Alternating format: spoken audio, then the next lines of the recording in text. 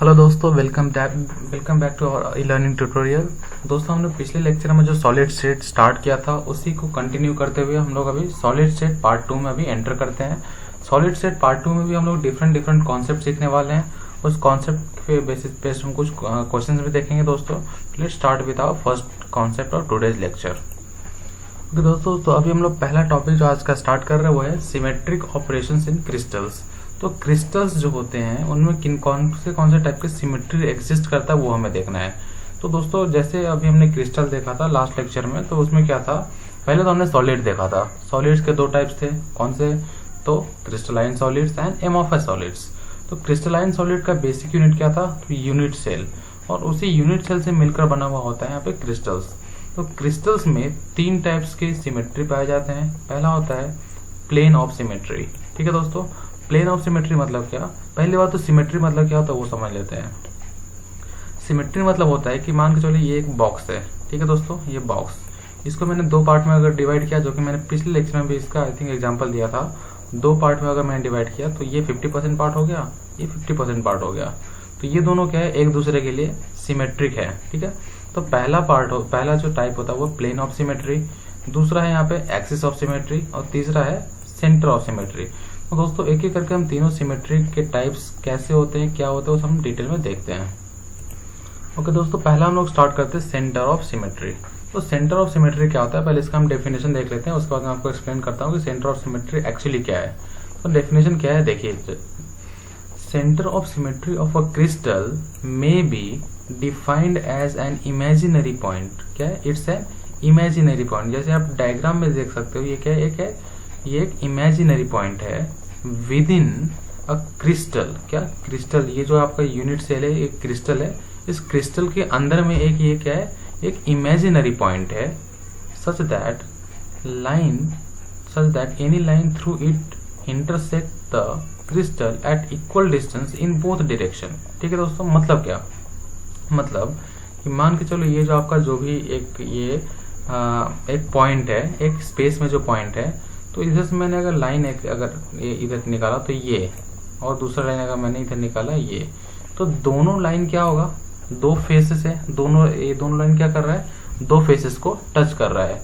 तो दोनों फेसेस का डिस्टेंस इस पॉइंट से सेम होना चाहिए। तो बस इसे हम लोग क्या बोल देंगे, सेंटर ऑफ सिमेट्री। ठीक है दोस्तों, तो इसमें क्या लिखा है, the centre of symmetry is also called as centre of inversion because if the crystal is inverted through the center of symmetry it is distinguishable from the origin। Okay दोस्तों, तो जो ये सेंटर ऑफ सिमेट्री है इसे हम लोग क्या बोलते हैं, दूसरा नाम सेंटर ऑफ इन्वर्जन। क्यों, तो इसका जो क्रिस्टल है, if the crystal is inverted, ये जो क्रिस्टल है इसको मैंने अगर उल्टा कर दिया through the centre of symmetry, जो सेंटर जो है इसके थ्रू अगर मैंने इसको इन्वर्ट कर दिया तो it is distinguishable from the original. तो ये क्या ओरिजिनल है उसके जैसा डिस्टिंग्विशेबल हो सकता है। तो दोस्तों, सिंपल बात है, सेंटर ऑफ सिमेट्री में क्या होता है कि सेंटर ऑफ सिमेट्री में आपके पास क्या होगा, वहां पे एक इमेजिनरी पॉइंट होगा विद इन द क्रिस्टल। तो imaginary point with in the crystal ऐसा होगा जहां से वो एक सेंटर पे होगा, वो क्या होगा, इमेजिनरी पॉइंट वो सेंटर पे होगा, जहां से वो पूरा जो बॉडी है वो सिमेट्रिक होता है।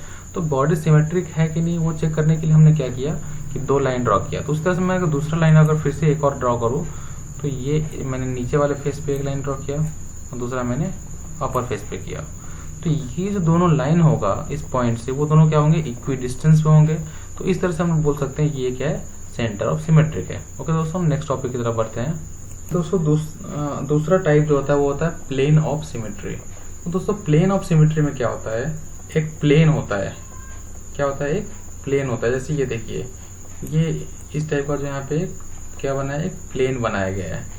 तो ये प्लेन क्या कर रहा है, इस जो ये यहाँ पे क्रिस्टल है, इस क्रिस्टल को 2 पार्ट में यहाँ पे डिवाइड कर दिया इस प्लेन ने। कैसे किया दोस्तों, तो आप देख सकते हो यहाँ पे कि जैसे मैं आपको बता दूं कि हाँ, अब एक क्लियर दिख रहा होगा इमेज। ये जो क्रिस्टल, ये पहले क्या था, एक पूरा सा क्रिस्टल था एक, उस क्रिस्टल के बीच में आप देख सकते हो यहाँ पे एक प्लेन आ चुका है, जिस प्लेन ने क्या किया है, उसको 2 पार्ट में डिवाइड कर दिया है। तो ये जो प्लेन है यहाँ पे ये रेक्टेंगुलर प्लेन है, इसलिए हम लोग इसको बोलेंगे रेक्टेंगुलर मिरर प्लेन्स। ठीक है दोस्तों, मिरर प्लेन क्यों बोला इसको, इसको मिरर प्लेन हमने इसलिए बोला। ओके, उससे पहले हम लोग देख लेते हैं डेफिनेशन क्या है इसका प्लेन ऑफ सिमेट्री का। It is an imaginary plane. क्या इट्स एन इमेजिनरी प्लेन। तो दोस्तों पॉइंट, लाइन और प्लेन तीनों में डिफरेंस क्या होता है वो समझ लो आप। एक छोटा सा अगर मैंने एक डॉट दिया, ये पॉइंट हो गया, और बहुत सारे डॉट मिक्स किया तो हमने एक लाइन ड्रॉ किया। वही अगर मैंने ये ये एक्स एक्सिस हो गया और ये वाई एक्सिस हो गया मेरा, तो ये मैंने क्या किया, ये जैसे यहाँ 4 लाइन मैंने ड्रॉ किया, तो मैंने ये क्या किया, ये प्लेन ड्रॉ किया। मतलब जैसे एक्स वाई प्लेन होता है, ये देखिए ये क्या होगा, ये एक्स वाई प्लेन है। ये मैंने जो कुछ यहाँ पे ड्रॉ किया एक्स वाई प्लेन में होता है। तो इस तरह से ये यहाँ पे प्लेन क्या कर रहा है, डिवाइड कर रहा है इसको। ठीक है दोस्तों, प्लेन का डेफिनेशन आपको समझ गया होगा दोस्तों। तो अभी हम लोग प्लेन ऑफ सिमेट्री पे जाते हैं फिर से एक बार। It is an imaginary plane passing through the crystal. ये क्या हो रहा है, क्रिस्टल के बीच से ये पास हो रहा है।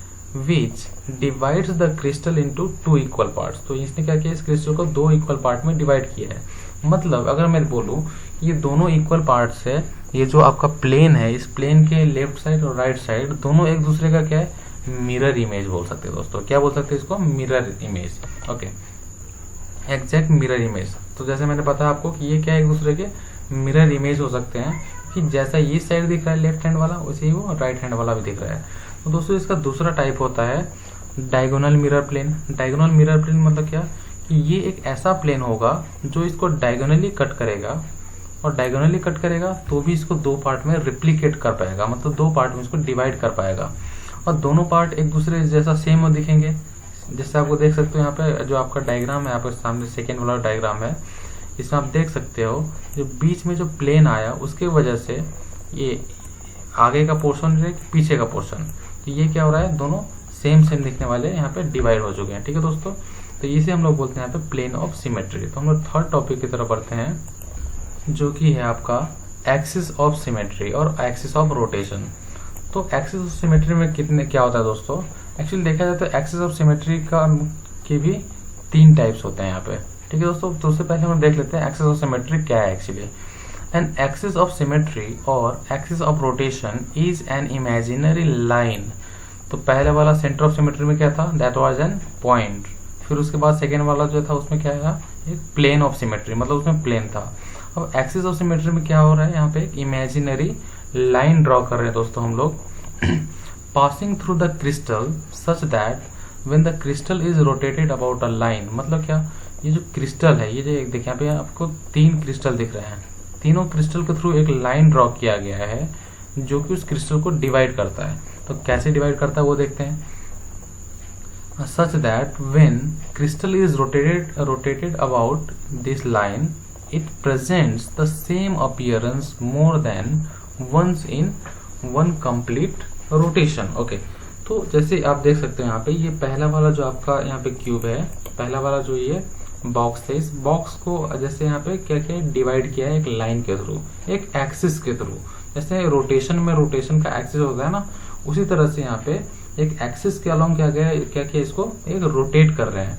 तो रोटेट करेंगे तो देखिए दोस्तों, जैसा अभी आपके सामने ये एक ऐसा एक शेप दिख रहा है आपको, तो वही अगर मैं इसको फिर से रोटेट करूं, अगर मैं इसको 360 डिग्री अगर रोटेट करता हूं, तो सेम पोजीशन मुझे 2 बार दिखेगा। यहाँ पे क्या होगा दोस्तों, यहाँ पे सेम पोजीशन मुझे 2 बार दिखने वाला है। कब दिखेगा, तो ये जो पीछे का जो पोर्शन है, ये जब ऐसे मान के चलो इसको मैं ऐसे रोटेट कर रहा हूँ, तो ये जब यहाँ पे आएगा, ये पोर्शन जब यहाँ पे आएगा, तो मुझे जैसा अभी पोजीशन है ना सेम दिखने वाला है।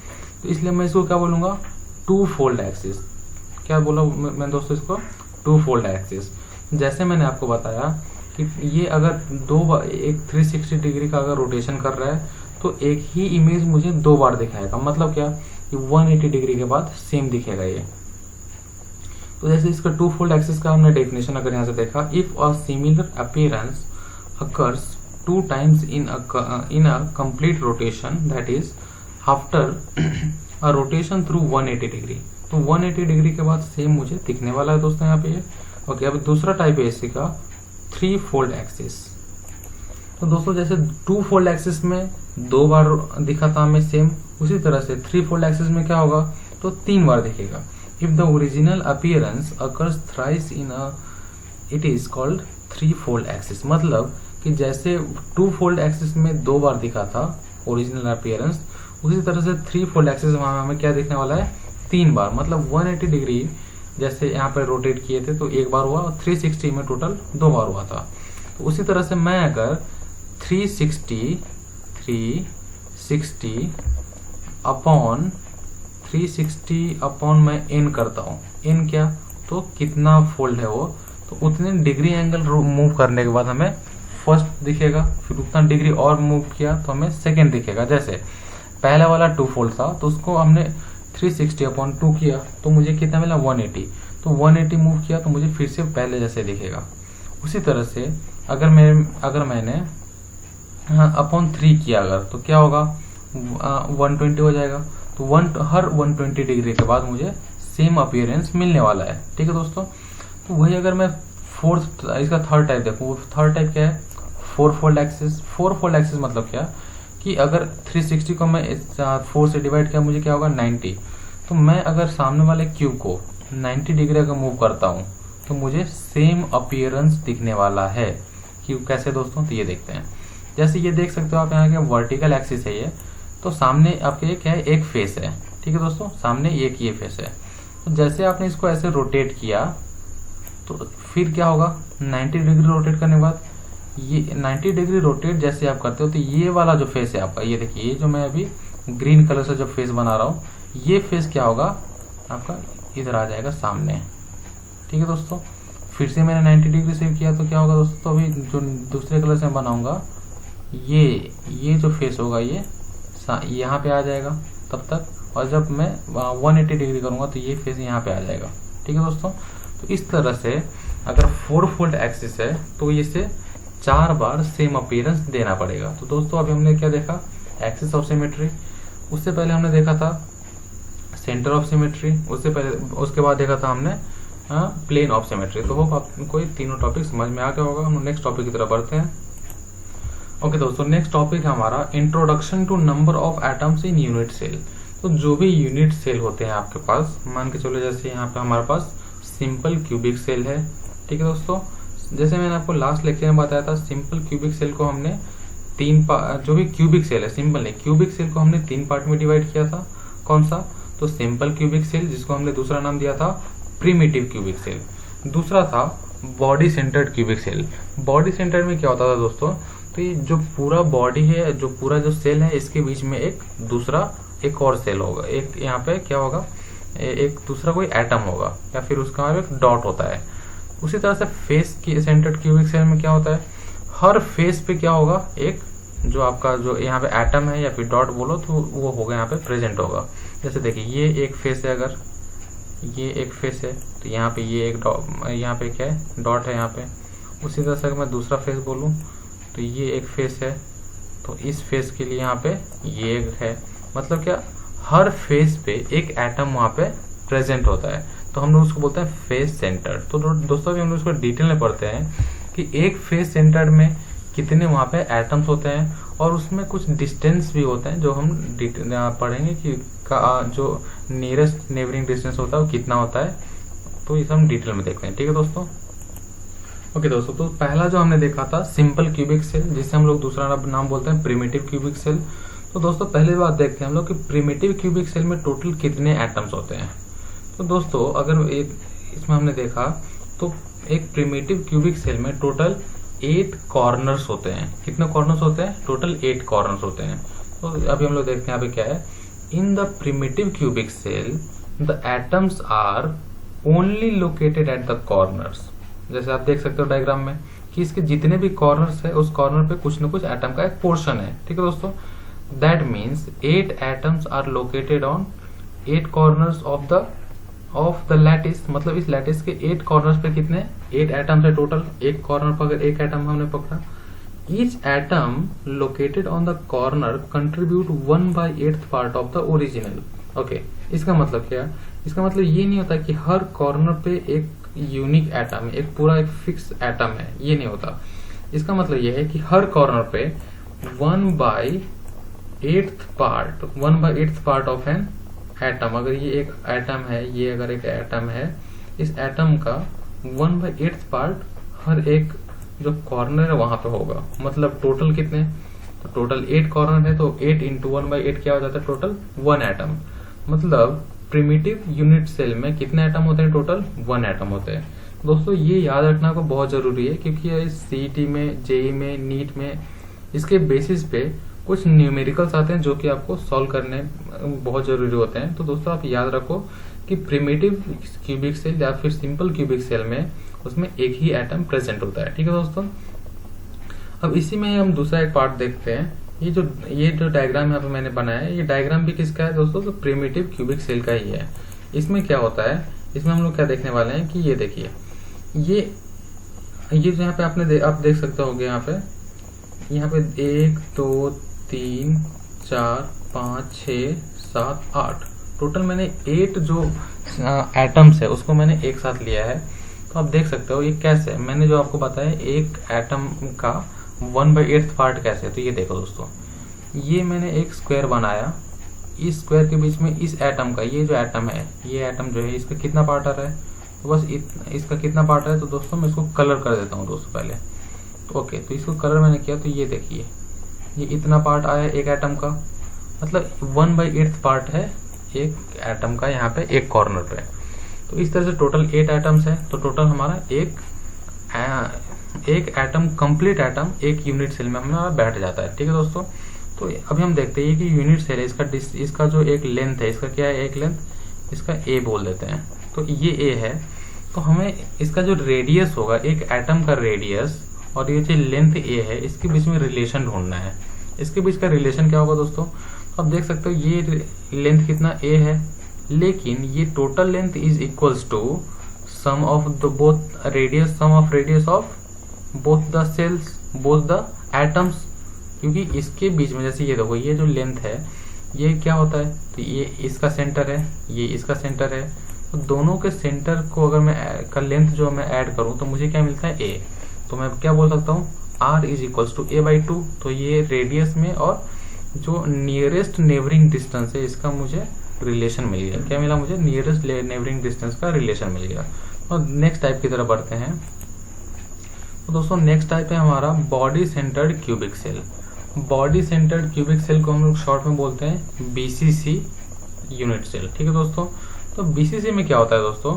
इसका जो बॉडी है, जैसे BCC में जो ये नॉर्मल जो अपना सिंपल प्रिमिटिव सेल जो था उसमें वो तो वैसा ही होगा ही, लेकिन उसके अलावा इसके बीच में एक बड़ा सा एक एटम प्रेजेंट होता है। ओके, इसके बीच में क्या होता है? एक बड़ा सा एटम पहले से प्रेजेंट होता है। और उसके अलावा जैसे आप देख सकते हैं यहाँ पे स्लाइस में कैसे एटम कटा हुआ है, उसके अलावा यहाँ पे 8 कॉर्नर पे टोटल 8 स्लाइसेस होते हैं।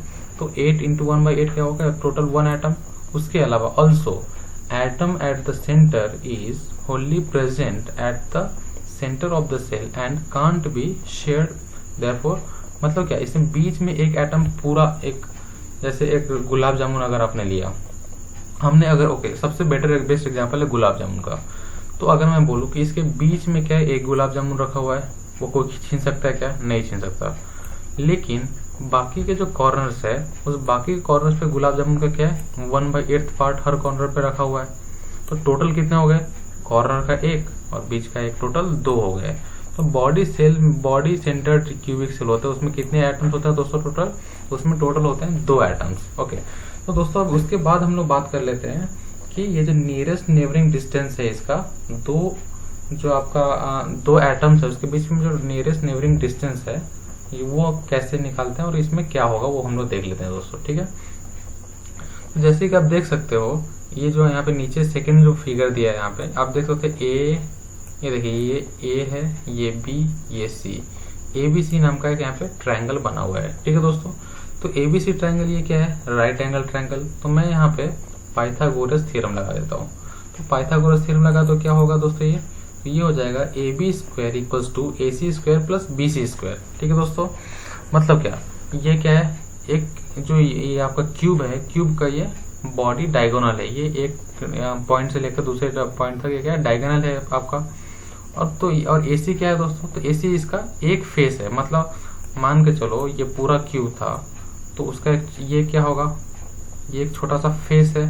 ऐसे 4 इस टोटल कितने 6 फेसेस मिलकर क्यूब बनते हैं। तो एक फेस क्या इसका क्या होगा? ये AC क्या है? इसका एक फेस है। ये देखिए एक फेस का डायगोनल है ये जो इतना जो टोटल एक फेस था इसका डायगोनल AC था, और BC क्या है दोस्तों, तो ये एक एज है। ठीक है दोस्तों, ये एज है। अब देखिए दोस्तों, ये लेंथ अगर मेरा एक एज है, ये एक है एक एज है, ये दूसरा एज ये है, तो ये क्या होगा, तो यहाँ पे मैं पाइथागोरस थ्योरम लगा सकता हूँ।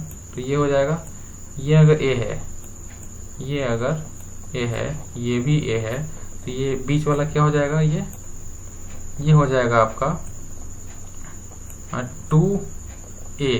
अगर पाइथागोरस थ्योरम लगाता हूँ तो ये हो जाएगा √2 टाइम्स A। ठीक है दोस्तों, तो मतलब ये दो फेस का एडिशन हो जाता है। ठीक है दोस्तों, बेटर क्या हो गया, दो फेस का एडिशन हो जाता है।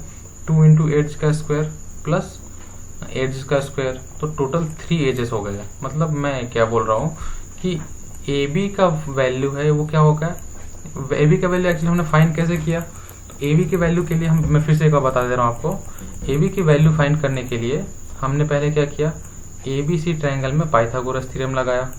ओके, पाइथागोरस थ्योरम लगा दिया तो मुझे AB का वैल्यू मुझे यहाँ से मिल जाएगा।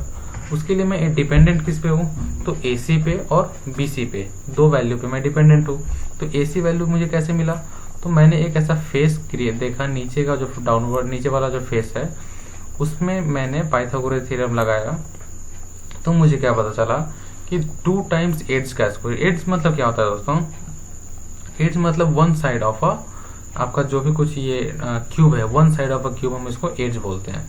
तो टोटल फेस जो ये AC है उसका मतलब उसका कितना लेंथ हो गया, 2 एज स्क्वायर, और एक एज जो ये है ही BC क्या है, एक एज है, एक लेंथ एक साइड है इसका क्यूब का, तो टोटल कितने 3 एजेस आ गए, तो 3 एजेस। ओके, अभी दोस्तों एक और मैं चीज दिखा रहा हूँ आपको जो यहाँ पे AB है।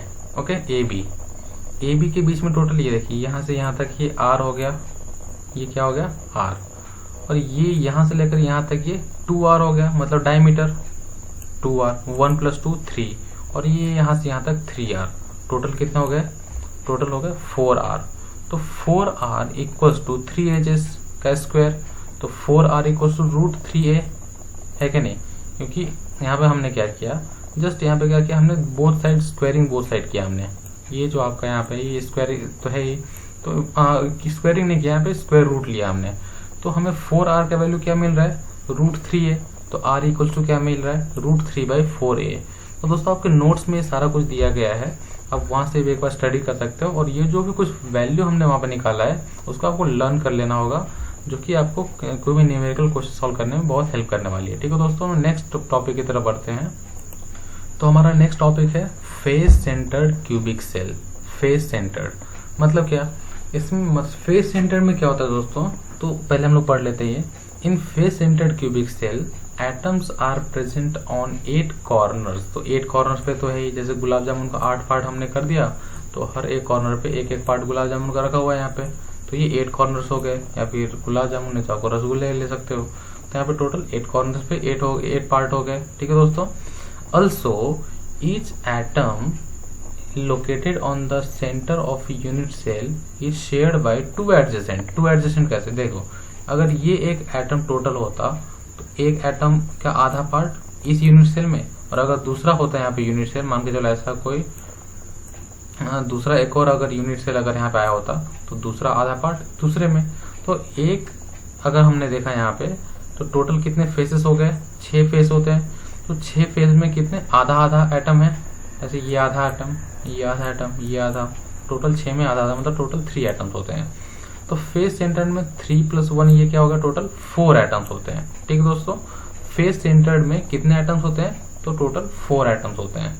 ओके, तो अभी हम फिर से एक बार देख लेते हैं कि नियरेस्ट जो नेबरिंग डिस्टेंस है वो और रेडियस का रिलेशन क्या है, वो हम फिर से देख लेते हैं। दोस्तों यहाँ पे भी मैंने क्या किया, एक ये सिंपल सा आपका जो पाइथागोरस थ्योरम यही लगाया, और अगर इसको मैंने सॉल्व किया तो मुझे क्या मिलता है, रेडियस और जो साइड है इसका रिलेशन मिल जाता है। ठीक है, तो बहुत सिंपल है। तो ये आपको यहाँ मिलता है 4R = √2 है। तो और इसका जो डिटेल में जो एक्सप्लेनेशन डिटेल जो इसका फाइंड करके जो R और A का क्या आंसर है वो आपके नोट्स में दिया गया है, आप वहां से देख सकते हो दोस्तों। तो जैसे यहाँ पे हमने सिंपल सी बात क्या की कि all face diagonals, okay, also face diagonal. तो अगर मैंने इसका फेस डायगोनल देखा तो फेस डायगोनल्स कितना है इसमें, तो देखो दोस्तों, ये R, ये 2R, ये R, फिर से वैसे ही हुआ जैसे हमने पिछले जो क्वेश्चन प्रूव किया था उसी तरह से ये भी है।